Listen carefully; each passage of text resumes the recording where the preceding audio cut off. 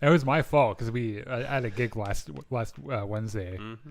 It was the last summer municipal band gig that I had, which I'm a little relieved to be done with because it was taking a lot of my evenings. And like I would have something every evening from Sunday to Tuesday, and then when Wednesday would come around for the podcast, I'd be like, "Fuck, I just want to be alone with my thoughts for a little bit, please."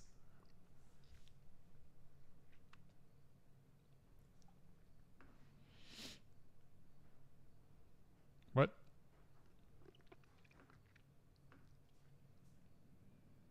Is this gonna let me switch to? Hi, John. What are you doing? I don't think so. I think it's all. Is my thing playing? Is my thing recording? Yeah. Okay. That's great.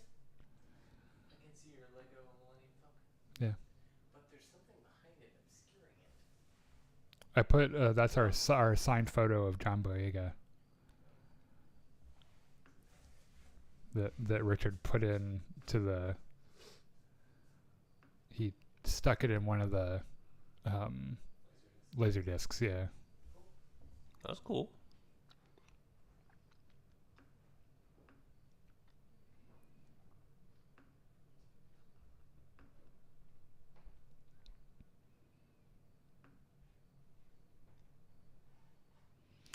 Oh, I'm not gonna bother Blue Sky tonight because I'm gonna have to like dick with it. My iPad got an update tonight or today, so it messes with stuff, and I don't feel like trying to remember what my login information is. Yeah, I don't blame you. All right, shall we go? I suppose we better.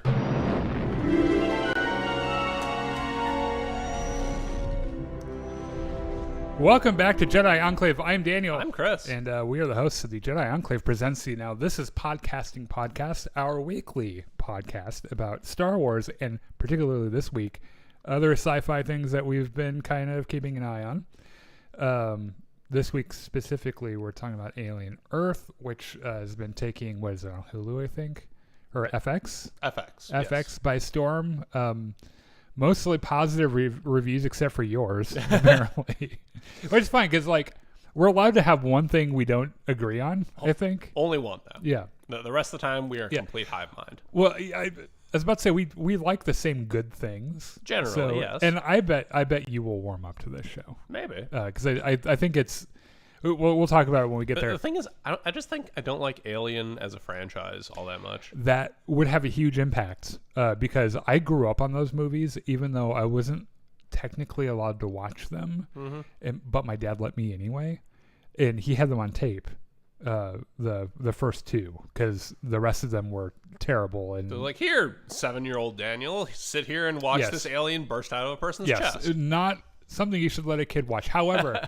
As a result, I know those movies very well. Mm-hmm. And so, like, you know, when I see a Xenomorph, I get a little hit of nostalgia. Yeah. It's like, oh, that's so cool. Yeah, that's cool. Yeah. So, yeah, we're talking about that today. A little bit of Star Wars news, not a lot. We're kind of entering this, I don't know, dry spell. Hibernation period. Yeah, I think September is our next, like, big Star Wars thing, and it's not even really that big. So we'll talk a little bit about that as well. While you're here, if you could like and follow us on Facebook Live, YouTube, Twitch, and Discord, all the links there are in the description. Christopher Gray says, "May the Force be with you, Daniel and Chris. I hope you both are having a good night." Well, I hope you're not having a good night, Chris. Wow. I'm kidding. That's toxic. I would never, ever wish that on anyone. That's a lie. No, there are a few people I would. Not to Chris, though. Chris is a cool guy. On Sunday, 7 o'clock p.m. Central, we're doing Gungans and Dragons, our weekly tabletop sci-fi RPG this week. We're your pirates, and you haggle over who gets paid how much on the crew. Well, so you've been reading the group chat. Yeah. Oh, yeah. We actually don't do that every session. In fact, this came up as a discussion topic once a few weeks ago, and then like a bunch of shit happened. And then you made a giant fucking spreadsheet of everyone's salary and shares of the treasure or whatever. Our poor friend Sean has had 2 characters that have died. Wow. The first one was he was our captain. Oh, captain, for captain. for nearly a year. Mm-hmm. He was captain in this game.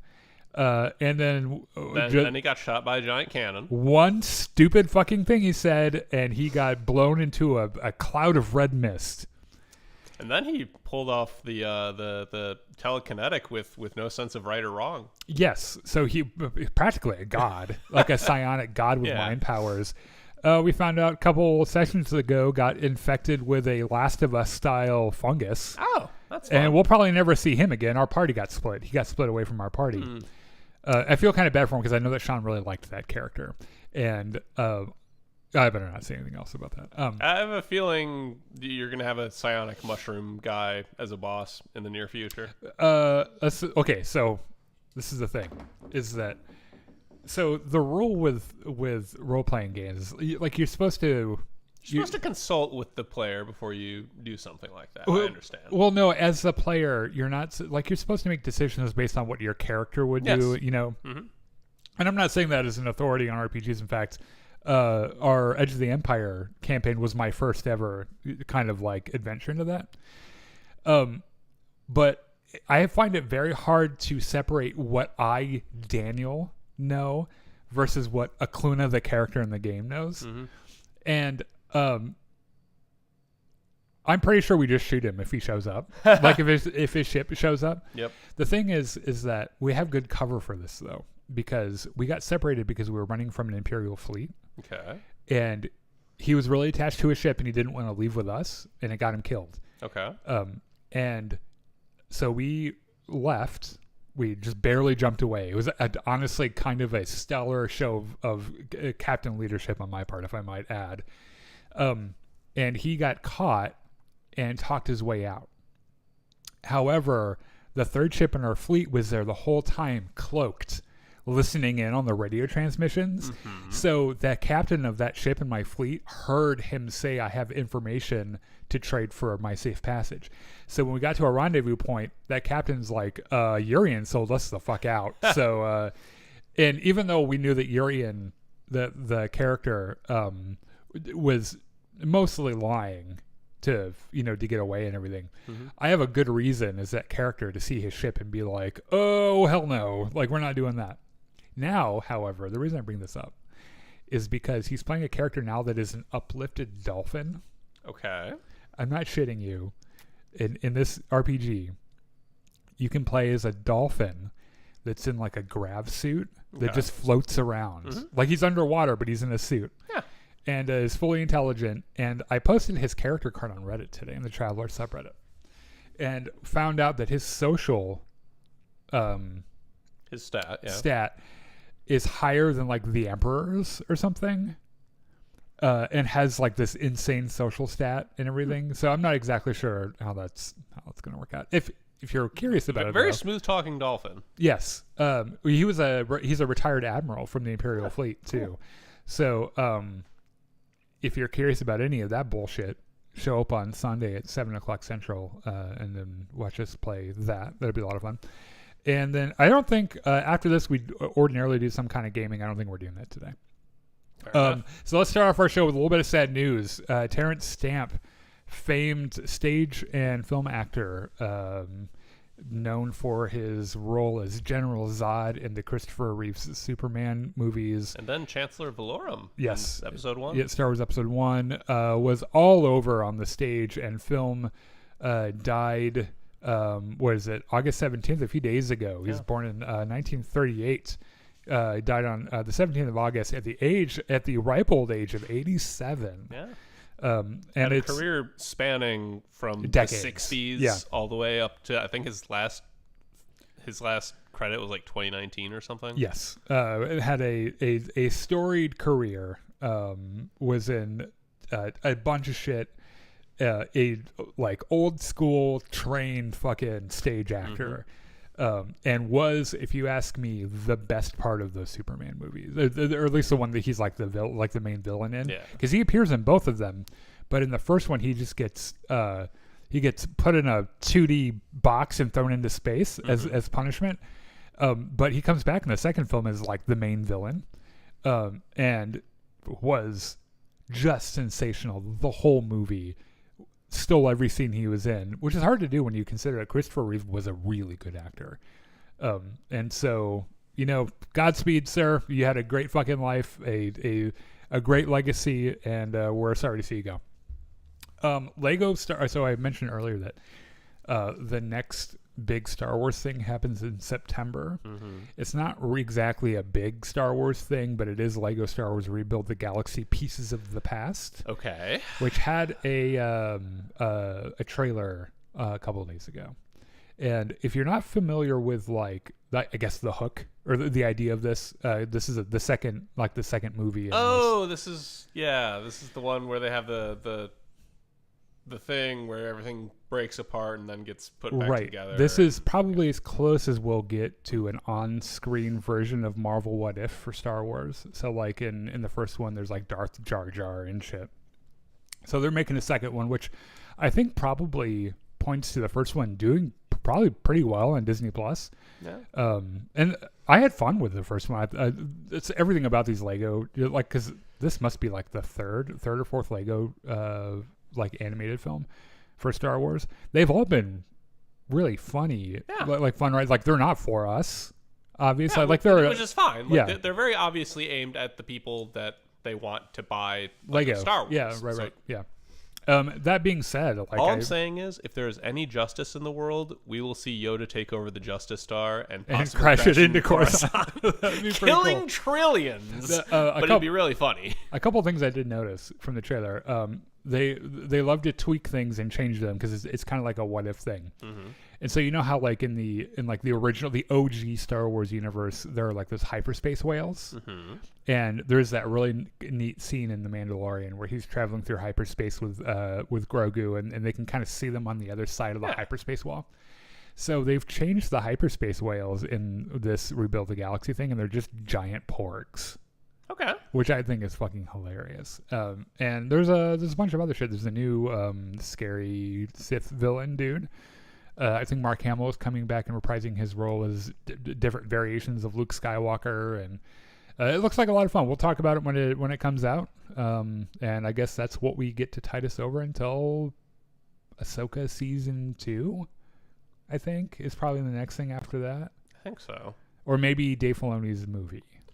The Mandalorian. That's like, I want to say that's like May of next year. I want to say there was something like planned for January, but I don't have the schedule memorized. Another trailer was, and I can't remember if you saw the first season, but Fallout Season 2 had a new trailer just yesterday. Oh yeah, that was the one you told me to watch, and I made it like 2.5 episodes and then just had to tap out because I wasn't having fun. Yeah, so that's a show. I think I was attracted to that show. I made it all the way through because of the cast. Mm-hmm. Walton Goggins is in that show along with what's her name from Yellow Jackets. Oh yeah. And I find the premise interesting. I've played a little bit of the games. Did not love them. I'm not like super into the mid-century but atomic like thing.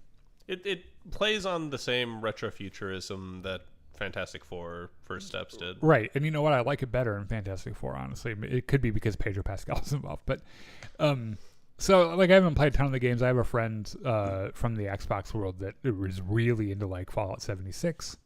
Anyway, this one, Season 2, is coming soon, and they're going to Las Vegas, which I am told plays a major role in one of the games. Yeah, significant in the game world. So I'll watch it. I enjoyed the first one. It's not one of those things where like there's a certain light behind my eyes when I talk about Severance or like Game of Thrones or something. It doesn't have that for me. It doesn't make me that like titillated. But it was fine. Yeah, but it was it's fun. Lucasfilm CCO, which is Dave Filoni's new title. Lucasfilm, by the way. Chief Creative Officer? Yes. Was talking a little bit about how like Lucasfilm is not standing down on their like animation release schedule. And well, I mean, obviously we've got Lego Star Wars coming out soon. Right, but also consider that Dave Filoni is now the CCO of Lucasfilm. So like that dude's going to be like, "Oh, we're doing lots of animated shit." Yeah, because like he I don't know if he got his start in the industry at Clone Wars. No, he was working on Avatar: The Last Airbender. Oh yeah, shit. And he got a call from George Lucas. Well, George Lucas' secretary saying George Lucas would like to meet you. Yeah, and he thought it was a prank and hung up on them. But yeah, he did really good work on Avatar: The Last Airbender on Nickelodeon, and went to Clone Wars and the second Clone Wars, not the animated one. That first one. Which is still cool, by the way. You should watch it if you haven't. But so it would make sense to me that he's like near the top of Lucasfilm, being like, guys, we're doing animation. Yeah, it would obviously be something very near and dear to his heart. Yeah, especially since we know from Star Wars Celebration that we're getting Maul, Shadow Lord. Yep, that's going to be hitting Disney Plus in 2026, and there's like. They've had some good success with these animated things before. So like Tales of the Jedi, Tales of the Sith, or Tales of the Dark Side. What was it? Tales of the Empire? That was one of them. Maybe. There's Tales of the Bounty Hunters. Tales of the Underworld. Yeah. Well, also they did a bunch of Tales. Yeah, they also did Bad Batch, which was nice little tie-up, put a bow on the Clone Wars as a whole. They finished out Clone Wars with Season 7. And we also got fucking Star Wars Visions, which was a lot of fun. 2 seasons of, and I think we're getting a third as well. I would have to assume we are. Yeah, because like not only are the first 2 seasons phenomenal, but like after seeing those, I bet you there's animation studios all over the world like lining up, begging Lucasfilm, hey, can we do 15 minutes of Star Wars? It'd be so fucking fun. That's one of the strengths of that too, is that like Star Wars Visions has such a diverse cast of creators that they're all so different, but like, and there's always one in each of the seasons that I don't like as much as the rest of them, but on the whole, even the stuff that I don't like as much as the other ones, I still like enjoyed watching. The fact that it's not canon is one of its greatest strengths, because it lets all these individual studios you can get weird. Let them do what they're really, really good at and get weird and show things in ways that are very unconventional and tell stories that maybe don't fit exactly into the Star Wars universe, but are tangential. But it's still fun, like cool. Anyway, the point is that Lucasfilm has had and apparently will continue to have kind of a diverse animation portfolio, and we're kind of the ones that get to benefit from it. So good for them. Screen Rant was doing a panel at the Fan Expo Chicago, and actor Manny Jacinto was involved. And if you don't know who he is, he plays Kamir in The Acolyte. I'm surprised you haven't fanned your face yet. Oh, I was looking for a picture of him today for the thumbnail, and it just. How many of the first page of results? They're all shirtless. Yeah, I was gonna say. Yeah. It's. Oh man. But basically, I guess we have to kind of address the big bigot-sized elephant in the room. Yeah. Which is that the Acolyte was viciously attacked online by a bunch of basement-dwelling children. And that isn't to say that we thought it was an amazing show. I think we're on record several times as saying it was mid. Yeah, like it has good parts. Yeah. It is definitely flawed in other ways, but it was fine. It certainly wasn't bad enough to get the vitriol that it had thrown at it. But what it did have was 2 characters played by a black female actress, and also directed and helmed by a lesbian, which man. And starring a bunch of other people of color. Vernestra Rose played by a trans actor. Oh God, yeah. Can't have any trans actors in anything. Fucking, I hate this version. I hate this. What is the MCU word? This part of the multiverse. This branch. Whatever that is. Whatever. So anyway, Manny Jacinto was at this and was more or less like, hey, first of all, like, you guys are all stupid for being little children about this, but I would never disabuse yourself of the notion that, like, this thought that there'll never be anything Acolyte related again. Like, you should disabuse yourself of that, because it's actually, like, that could actually happen. and everyone should be ready for it in case it does. He straight up said, like, I would love to play that character again, which is what every actor is going to do when you ask them that, because they always want to be working. Yep. I think he also made a point that the prequels, when they came out, were pretty universally hated. Yeah. And now, 20 plus years on, people are coming around and saying, you know what? Maybe they're okay. Yeah. Maybe they're even good. And, maybe in 20 years, people will look back on the Acolyte and say, you know what? That's all right. Yeah. Well, you know what's happening there is, I'll tell you, when the prequel trilogy was coming out, all the people that were really upset about it were all adults. Mm-hmm. However, me, who grew up with me and my friends who grew up with the prequel trilogy, all fucking loved those movies, because we weren't going to the theater to go and write a paper on the narrative and the performances and all this other shit. We wanted to see lightsaber fights and shit explode, right? You wanted to see Yoda fucking kick ass Yes. and take names. And we did, and I think children across the board loved those movies because that's who those movies were for. Star Wars has always been for kids. And so we're growing up now. And now we're like, we're kind of in charge of the zeitgeist a little bit. And it's like, you know what? Is Star Wars Episode 2 my favorite Star Wars movie? Fuck no, it's not. In fact, it's near the bottom. Do I still watch it and have a lot of fun watching it? Fuck yes, I do, because Yoda fights at the end with a lightsaber. And Also, we're at the point where we can, like, acknowledge the bad parts and make fun of them. Like, say George Lucas should never be allowed to write dialogue ever again. Right. And that's the thing about Star Wars, is that, like, George Lucas had his hand in most of it, and you can tell, and that, like, the best part of Star Wars that everyone kind of agrees are the best parts are the ones he had the least to do with. Which is, it's kind of a paradox, because without his creative genius, we wouldn't have gotten it at all. However, he is very much a big picture guy. Yeah. So get him into the details, he gets lost in the weeds. I would love to see. Now, that being said, I liked Amanda Stenberg's portrayal of May and Osha. Mm-hmm.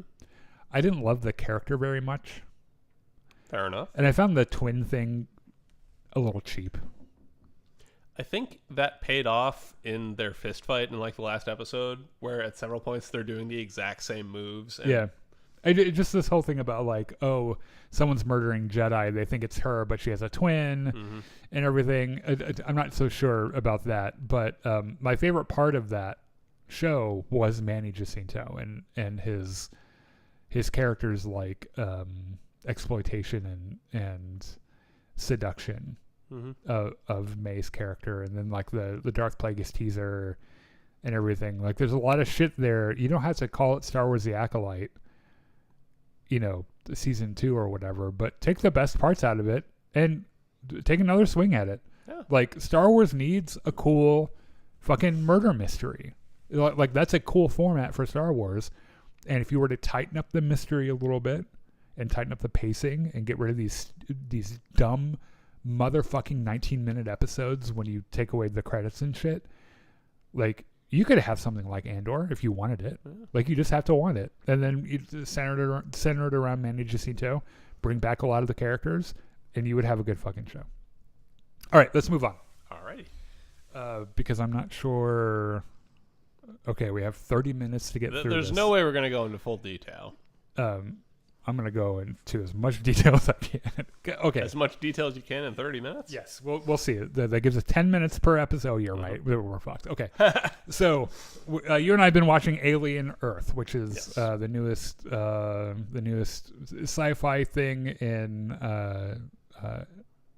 happening right now. It's on FX. It's one of those random things where, like, we are, like, diehard Star Wars fans, and a lot of the shit we do here is about Star Wars. But we're also just nerds. Yeah, we like good shows too. Like, we like good art, and we like good shows. And when a good show comes along, especially if it's sci-fi.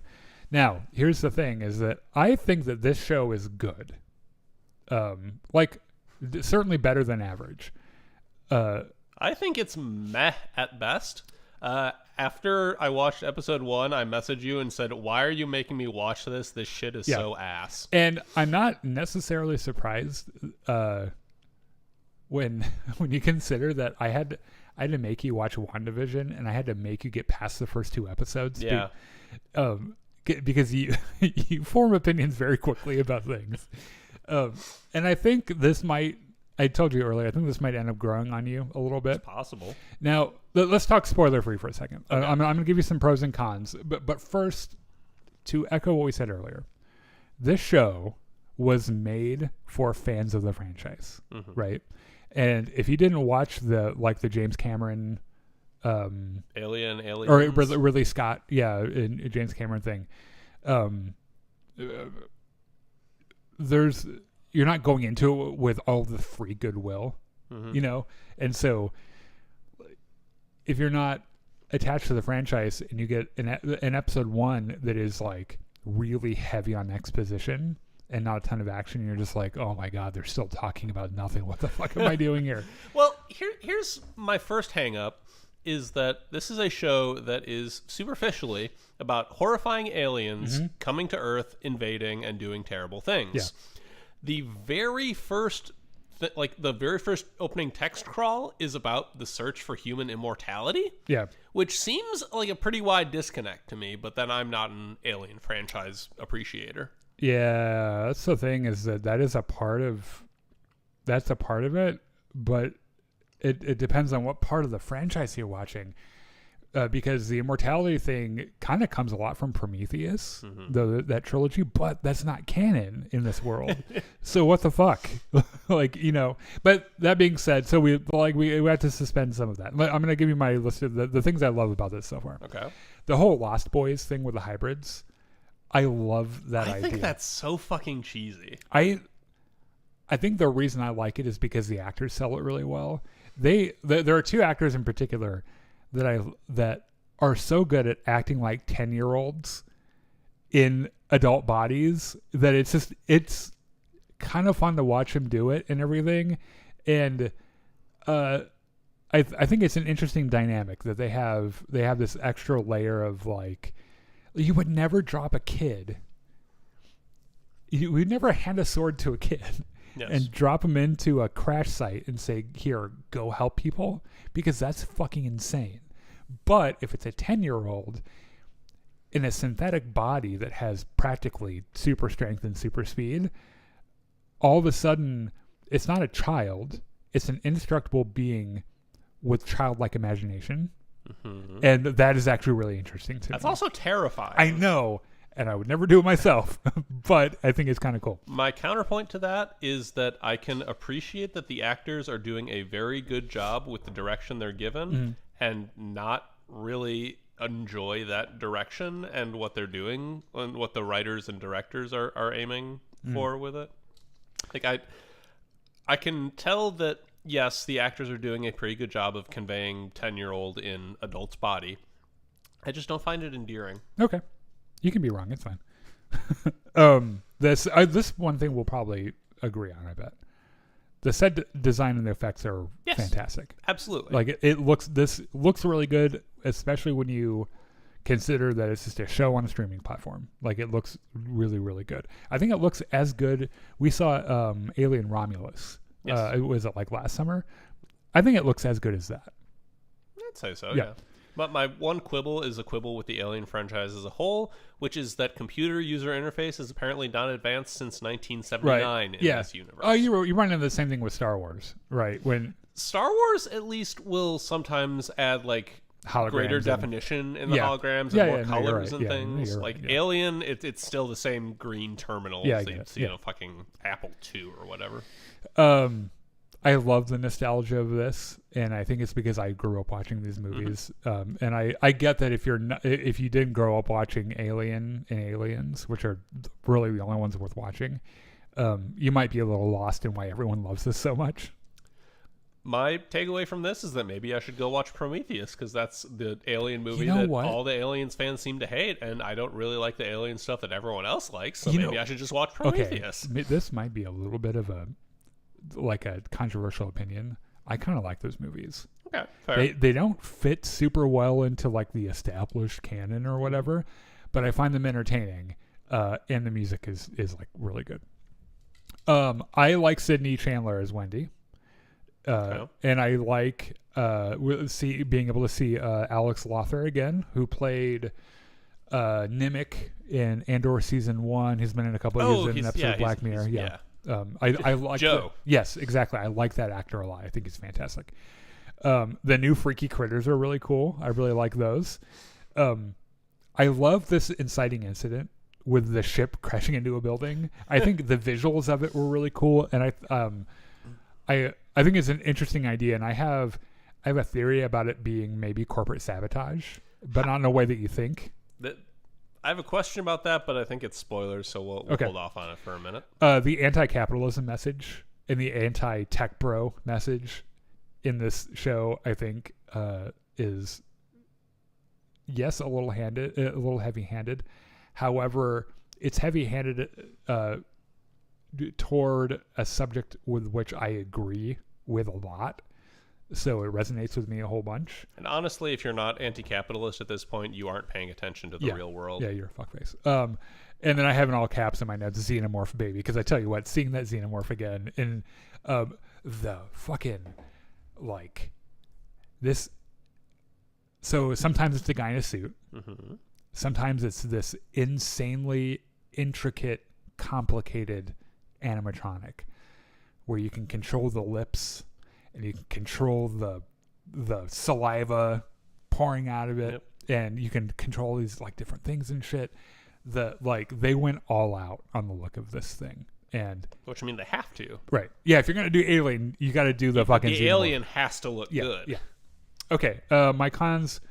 That first episode had way too much exposition, and it moved a little too slowly to get people who aren't bought in on the franchise already kind of like on board for it. My point of comparison is that it feels like the showrunners watched Severance and thought what made Severance really good was that everything was really slow and drawn out, without recognizing that Severance is brilliant because it had fantastic actors and writers and used that slow drawn outness to make you appreciate it all. It was also Severance was unique because it wasn't playing off of a franchise that already existed. Yes. It was in its own right a unique story that we'd never seen before, at least not in the way that they told it. And so you can't really look, Alien and Aliens, those are action movies.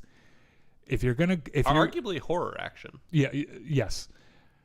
If you're gonna go all in on the Alien and Aliens thing, fucking go all in on it and do the 80s fucking action horror thriller thing. Yeah. And I think they end up getting into that a little bit more in the second and third episode. Let's see. I thought there was something weird going on with the sound mixing, because sometimes music will come in and it's really loud. I like the music, by the way. Their music choices are generally pretty good. It's just mixed louder than I would expect. Maybe this is a me problem. It could be. I know there was a scene that we were watching earlier because you weren't able to watch all of it at home. We watched half of the third episode here, and there's all of a sudden the scene is being scored by a really dramatic timpani solo that I really loved. And the music also very famously was written by James Newton Howard. Okay. I believe. Let me know in the chat if I'm wrong about that. Not that any of you guys are probably really into film score composers, but they use a lot of his sounds in the music as well. And it also kind of makes it feel more like you're in that, in that franchise. So, all right, let's talk about a little bit about what happens in these 3 episodes. With the extremely limited time we have left. Yeah, well we have 25 minutes. We'll be fine. Okay, so lots of exposition in this episode, maybe to its detriment. Who the fuck knows? But they set up the distinction at the very beginning with a big wall of text between cyborgs, who are humans with robot parts, synths, who are full AI, just robots, and hybrids, which are synth bodies with downloaded human minds, right? Mm-hmm. We open up on the ship, the USCSS Maginot, passing Saturn, And this is a shot-for-shot remake of the first film, in the first few minutes of the first film, where the crew wakes up, they get out of their pods. It's that whole sequence from the Nostromo, which was the ship from the first film. So seeing semiotic standard again always makes me really happy, because this was a visual language that was invented for this movie, this very first movie, which are the little pictographic guides on the ship doors that tells you what area you're about to walk into.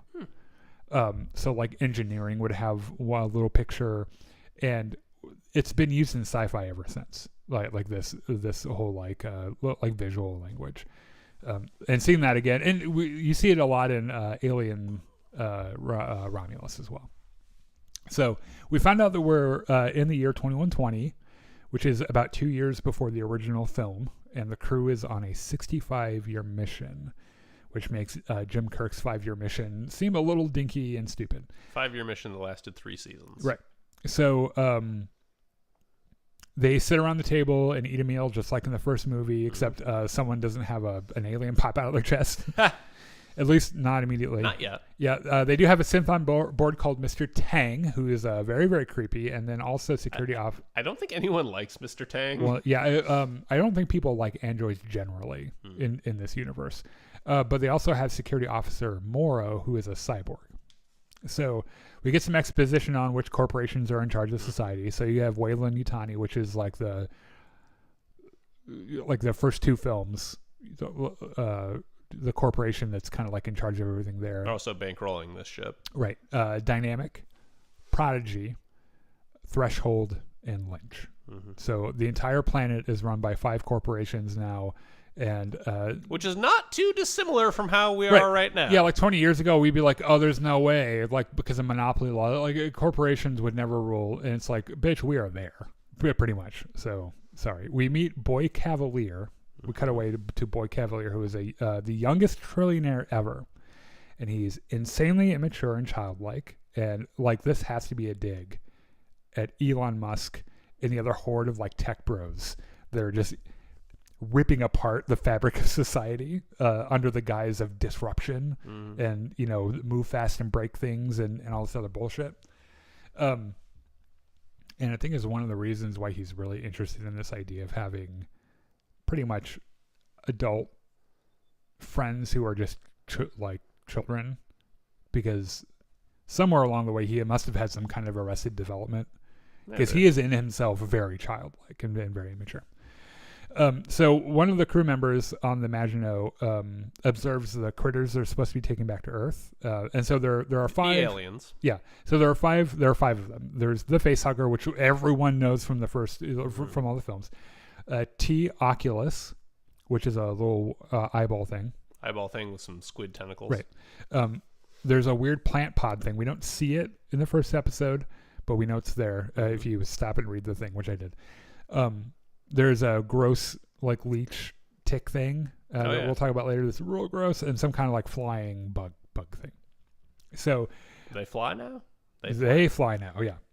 Though we haven't run into them yet. I think we're going to. So they get back, the crew gets back into their cryopods for the last like leg of their journey, and we get flashes of what will end up happening to them on the ship, right? Like one of them stalked by a xenomorph. Mr. Tang is like screaming, which is like, what the fuck? He's an android. Like, I don't think that they're legally allowed to get scared. So we go to Neverland, which is the island research compound for Prodigy, which is owned by Boy Cavalier, right? And we meet Timothy, the fucking amazing, dashing Timothy Oliphant, who in this show he's Kirsch. Yes, you know him from The Mandalorian, and I think he's in the Book of Boba Fett. Yeah, he's the sheriff. Yeah, but he's got this shock of white Marshall. hair in this show. His character named Kirsch, as well as a girl named Marcy, who clearly has some kind of like terminal disease, right? And they're talking about a scorpion, and it is very poetic and shit. And another woman called Dame Sylvia comes in to get Marcy, and they pass a guy in a hazmat suit fixing a damaged door. He's spraying something on a door. what the fuck is that about, you say? We have no idea, because this comes up in every episode so far, and I'm pretty sure this is one of those mystery boxes that they're like trying to set up. So they get to a big room with a seemingly unconscious female body on the table. Boy Cavalier shows up and he gives Marcy a pep talk for the procedure. They're really need you to just lie down on that table and put your brain to sleep, and then we'll get you in this robot body, and it's gonna be great. Yeah, and he compares her to Neil Armstrong. He puts on Peter Pan for her to watch while they do it and everything. They establish that the procedure they're about to do is so secret that she can't even tell her brother about it, which indicates that it's probably illegal and almost certainly immoral. Yeah, at the very least, probably immoral. But when has that ever stopped anybody? Exactly, especially corporations. So they go through with the procedure and it works. Her consciousness is transferred to this new body. So she's, 11 or 12-year-old Marcy in this grown woman's body. She says, my name is Wendy now. Yes. Because subtlety is dead. Right. Well, Boy Cavalier has a thing about Peter Pan. The dude, I'm telling you, there's something wrong with him. So, she has a new name, Wendy, and she now has superhuman speed and strength, but she's still clearly a child in an adult's body. Yes. And we find out they're giving her hormones to like ease the transition, but Wendy says that her like emotions are quiet or something. So what I think is going on there is that they're like, okay, emotions in a human body happen as a result, not just what you're thinking, but also what your hormones do to your brain. We have ways of like synthetically amping up your emotions. Maybe we should do that more because you're not actually feeling things the way you should. Right. Yeah. So Wendy meets with other kids who are sick that are also going to have the procedure. And she kind of puts them at ease, and all of them go through the procedure with some really cool cinematography. Yeah, this scene is really, really cool, where like the camera pans around from Wendy down to the child, and then it comes back and there's two of them. It pans to the next child, and then back and there's three of them, and it's really, really cool. Yeah, it was a good way to shoot it. We check in on the Maginot, and the crew is not doing so well. No. In that they're all dead. The only surviving crew is Morrow, the security chief, who talks to Mother, who, if you've watched the movies, is the control center of the ship, to update the situation. And basically that he's like, we're gonna crash, and Weyland-Yutani basically is like, cool, thanks for letting us know. And like the xenomorph walks past the room that he's shut in and then stops, and then it's like, well, the xenomorph comes over there, kills the crew member who is banging on the door, last begging for help, right? And then comes back and is like, ooh, you look tasty. He looks in there. He's like, what are you doing in there? So we change POV to New Siam, which is a city owned by Prodigy. We meet Joe, played by Alex Lothar, who we mentioned before is from Andor. Andor Season 1, he's in an episode of Black Mirror that is particularly haunting. So he's getting a boat ride home. Wendy is watching him on the Prodigy CCTV feeds, and Joe watches Ice Age 4, which is a thing that exists in this universe now, while Wendy watches him, and apparently they watch it when they're kids. So Joe goes to work and mentions to one of his coworkers that he put in a request to leave to go to med school or whatever, and it didn't go through. And they're some kind of military team, and they're on the roof of this building. They're like training and shit. And well, they're Prodigy's private military is what I took away from it, but they're also like, I think security troops or something, cops or something. Yeah, or something. Yeah, and Joe is like their embedded medic. Yeah. So they're training. They're lifting weights and shit on top of the thing, and they're then throwing out. Yes. And then the Maginot tears through the sky, and this is another really cool sequence because you see it. You see the ship just hurtle past like the entry gate to Earth, and then hit the atmosphere and everything, and then flies into a nearby skyscraper. And so they go into work mode, and they go to the site, and they start triaging people and like assessing the situation. So Morrow gets out. So like before this happens, when Weyland-Yutani is like, okay, well, sorry about your crash. Let me know when it's over. He puts himself in like a panic room in the control thing just before the alien gets in. So, like he gets out. He tells Weyland-Yutani that all the specimens are loose, and Weyland-Yutani is like, well, can you fix that, please? That's not necessarily ideal.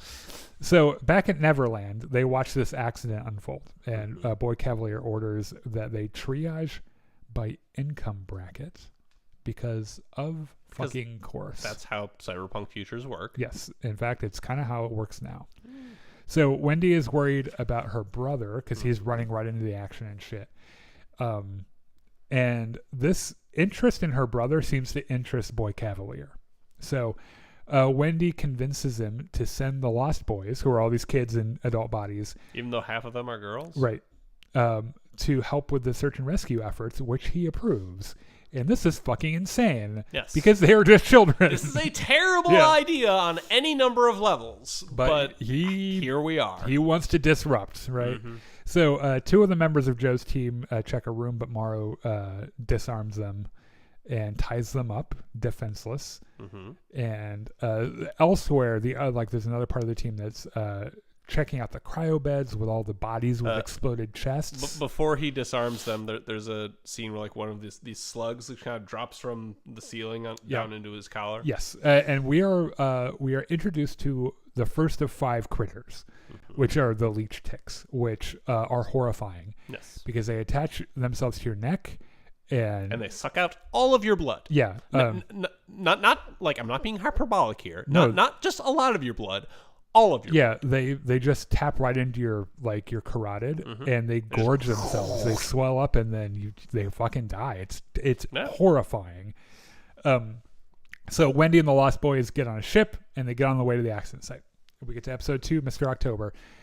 Joe is walking through the ship with his buddies, and they find the med bay with a bunch of dead bodies. And he's like, "Oh, this one was killed by a toxin." And this one, that's kind of weird. There's a hole in their chest. Right? Like, what the fuck's up? Yeah, with what that? is happening here? I wonder why they call them chest bursters. Yeah, exactly. So we get a great shot of a xenomorph hidden in plain sight, which is a recurring thing from the original movies.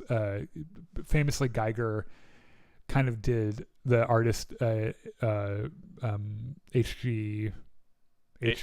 Geiger. H.R. Geiger, yeah, sorry. Did like some of the art direction for the movies, and he wanted them to look, the xenomorphs to look like they evolved to look like spaceship bulkheads and stuff, so they could hide in plain sight, which these things do very, very well. So, Boy Cavalier and Sylvia have an interesting conversation about like what they're doing at Prodigy, pretty much. And he's like, basically, I just want someone who isn't so fucking stupid that I can talk to. Yes, like an intellectual equal. Right. I'm the smartest man in the universe, and I would like to talk to someone smarter than me. So Joe and his buddies have to jump across the stairwell. And the first 2 make it. Yep. Joe is about to jump when fucking xenomorph comes pops down, right the fuck out of the ceiling, and they don't make it. And he's like, you know what? I'm gonna jump now, and he doesn't quite make it to he makes it to like the floor under it, and he runs like hell, and he makes it into an elevator just in the nick of time, and he tries to call it in. Where he's like, there is a 12-foot or 8-foot motherfucking giant creature monster that has armor, and he just chased me, but the comms are all out. So there's a flashback of Joe trying to get out of his contract to go to med school. So this is a lot like, so there's that scene in Alien Romulus where someone tries to get out of their contract. It's really similar. And a weird thing happens in that Wendy is watching him and is able to take control of the robot that he's talking to. And he says something that spooks, or she says something that spooks Joe. And then in the end, she more or less denies his request. And he has to serve out the rest of his contract, which is kind of a dick move. Was that her, or was it her like no longer controlling the robot? I kind of read it as she didn't want him to leave where she was. Maybe. Yeah. So anyway, turns out that they gave Wendy access to the servers to monitor her like systems and shit, but they didn't realize that she was going to be able to rewrite the code and take control of stuff like that. Yeah. And instead of a moment where like they're like, oh, we have to fix this, they're like, oh, that's cool. Yeah. So there's let another her cook. Yeah, let her go. Another shot of the hazmat guy trying to fix the wall or the door or whatever. Boy Cavalier gets a call from Yutani, who This is one of the scenes that I unequivocally love. Utani is like, hey, that ship that crashed, can we send some guys in there to help with that? And he's like, nope, out of the question. Sorry. It's too unsafe. Okay, can I just have my stuff back, please? And he's like, nope, that's mine now. It's too unsafe. He's like, look, Utani, darling, this is what we have lawyers for, right? Yeah. Just have your people call my people and we'll work something out. But come on, baby, let's play this corporate game. Otherwise, let's not commit any hasty acts of war right now, okay? I'm going to hang up now. Bye. Bye-bye. And the weird way he holds his tablet with his feet and shit. He's such a weirdo. And I love how they have all this veiled, like, These two obviously hate the fuck out of each other. And probably more than each other poor people. Because, like, they have this veiled thing where, like, she's like, oh, my gosh, like, this thing. And he's like, oh, yeah, there's so many wounded people. She's like, oh yeah, all the wounded people, yeah. So yeah, there's this cool angle. They're competing corporations, obviously. Mm-hmm. So Kirsch and a couple of kids start finding specimens, and one of them apparently is a plant hanging from a ceiling. Okay. They also find the leech ticks, which are kind of in a food coma. Oh yeah. Before Kirsch goes in, Wendy is like, hey, I know where my brother is, and fucking dashes off. Fucks off. Kurt's like, hey, you go follow her. Yeah. Slightly. He sends slightly after her. So another group finds the eyeball alien inside a cat, and this bit is freaky as fuck. Yes. And they're able to track like it. So basically, this thing takes over the motor systems of a creature and like feeds off of it. But it makes itself look like one of its eyes and like can like control the body and shit. Also, this cat had been like cut in half, so the eyeball creature only had the front half of the cat. Oh, it's so gross. So Joe finds a Marine buddy. They're trying to evacuate, and they find there's a party of rich people who, I shit you not, have no idea that a spaceship has run into their building because they're so out of touch. And they're doing their little party with their French Mary Antoinette powdered wigs and shit and their glasses of wine. They're probably fucking eating cake in there. Yeah. And you're thinking, you know, it'd be really cool is if a xenomorph just ran in there and killed all of them. And then what should happen? But a xenomorph runs in and kills all of them. And this is a really cool. This is another moment where the xenomorph is in frame the whole time. Mm-hmm. And you don't realize it because of the lighting, and then it moves, and it's so fucking like freaky, and it runs in there, kills everybody. It's about to pounce on Joe, and then Morrow shows up and stuns it, and then sprays a bunch of foam on it. Mm-hmm. And turns it into like a bag. Hey, thanks, and gets stunned. He's like, you know what? I'm gonna stun you too. Fuck you. Fuck everybody. So Morrow's got his foamed up xenomorph that he's dragging to the elevator, and then more Prodigy security people show up and like, hey, what you got there? What's in the bag? He's like, laundry. Like that's some weird looking laundry. He's like, yeah. What you gonna do about it? You gonna make me put my hands up? Gonna, let the alien in my bag cut his way out and murder all of you? Oh, yep. That's not the best choice you've ever made. That's what happened. He does mention something about them sensing fear, which I thought was interesting. And then, so the alien breaks out of the bag, kills all these soldiers in what, like half a second? 5 seconds. Yeah. It does not kill Morrow. No. Interestingly, it puts his head like over his shoulder. And he's like, "Hi there," and Morrow's like, "I don't want to talk to you right now." And he's like, "Okay, I'll come back though." And he just like runs off. These aliens, like the xenomorphs, don't have eyes, right?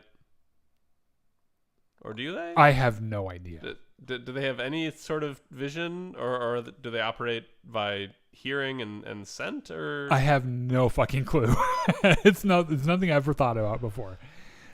So one of the Lost Boys is hanging out with the hanging plant, which now has a tentacle coming out of it, and it's like looking at him and shit. Like he has an indestructible body pretty much, so he has nothing to be afraid of. So he's just like kind of watching it. So Kirsch scans more of the computer systems, and he gets a camera feed that has the xenomorph facehugger eggs, which every fan of the franchise is like, oh shit, don't go around those. That's danger. Those are very dangerous. At one point in this, Kirsch has a fantastic line. Like, they're all walking through the ship. It shakes or something. He's like, fear is for animals. You're not animals. Right. Let's go. Let's fucking go. Yes. So by the way, canon doesn't agree with itself on the egg production thing. Mm-hmm. In the film Aliens, you have to have an alien queen to lay the eggs, Mm-hmm. but like later movies suggest that any regular xenomorph can turn into something that makes eggs, or they can make them out of humans that I don't know. Hopefully It does not matter. Yeah, hopefully they clear it up a little bit, because it's one of those like canon problems that Aliens has always had. So Joe has an unconscious flashback to his dad playing guitar, and then he wakes up and finds a baseball, and then Wendy finds him, and she's with her friend Slightly. So they get on the move, and it's revealed in a hilarious fashion. Because Slightly cannot keep a secret. No, to save because his he's a life. 10-year-old boy, and so he immediately tells Joe, Wendy's Hey, your sister. This is your sister. Yes. Yeah. And he doesn't know what to make of it at first, and then he starts asking her random questions that only Marcy would know the answers to. And there's this really sweet moment where Wendy answers them, and he just like doesn't know what to Hugs do, her, so he yeah. just hugs her. Mhm. And it's really touching. And they find the egg room with the laser field from the original movie. And by the way, if no one knows this, they were filming the laser scene with the eggs in the original Alien movie in a soundstage adjacent to where the Who was shooting a music video, and they were using these new lasers. And I think Ridley Scott saw them and was like, "Hey, can we borrow those?" And they put them in the movie. So if anyone's ever wondering where the laser light show from Aliens came from, it was the Who. Thank you, the Who. Good to know. Yeah. So they find the eggs. They break the laser field, Mhm. and the Xeno is alerted, and so he starts running. There's also this thing throughout the whole episode where Wendy seems to have some kind of weird. She can like sense the xenomorph or something. She can hear something. Yeah, it's like crackling weird shit. Yeah. So he shows up. The xenomorph shows up and tackles Joe out of the hole in the wall, and then Wendy goes after him. Wendy and tells Slightly, "Hey, stay here, but I'm gonna go. Bye."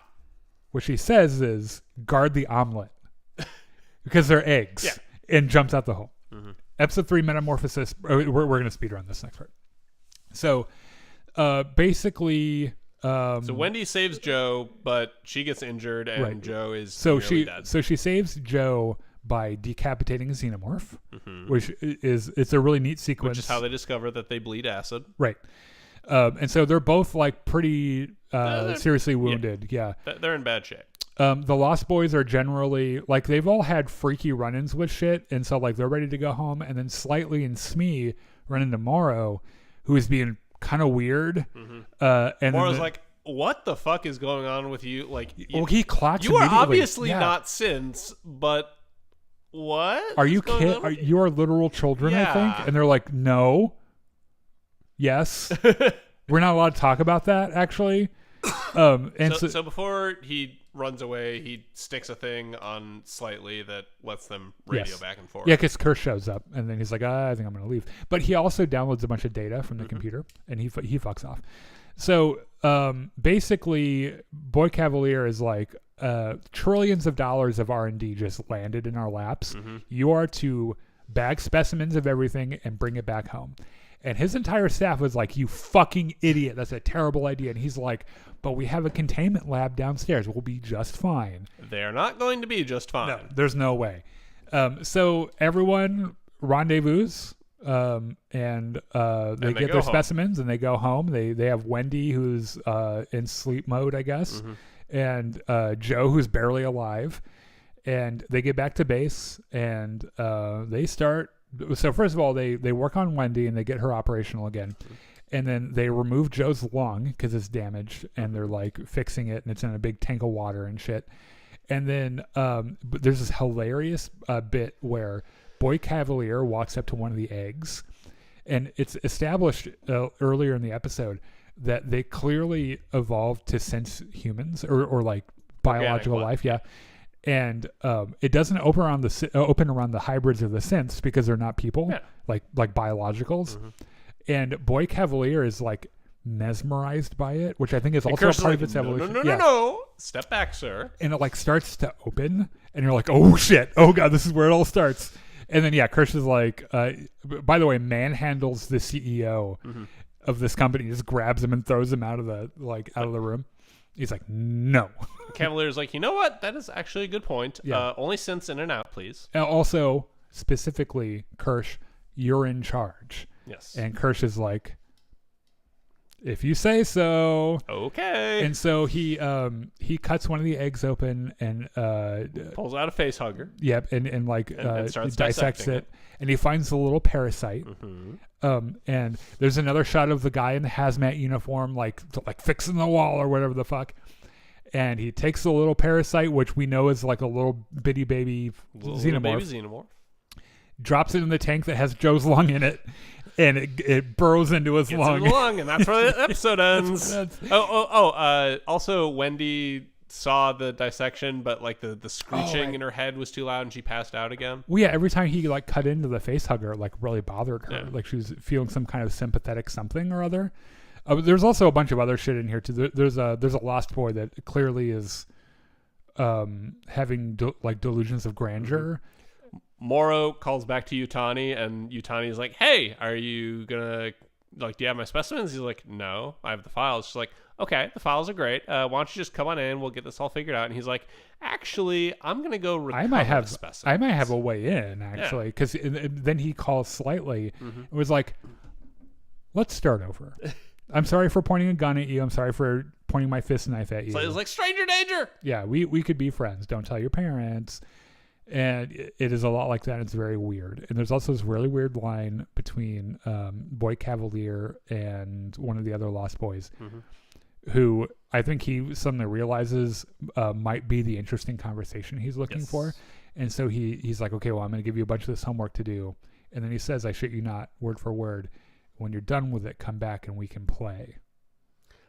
I'm pretty sure he doesn't mean it in any sort of like sexual way. I'm sure he doesn't either. But he should not have said it because it gives me the heebie-jeebies. And I think that's the high point. That's most of it, yeah. And then we'll talk about the new episode when it airs next week. Also, Star Wars Storytime next week. If we have time. We'll have time. It's only one episode next week, so we'll have time. This week, Battlefront, Thursday through Saturday. Gungans and Dragons on Sunday. Go and like us on Facebook, etc. Let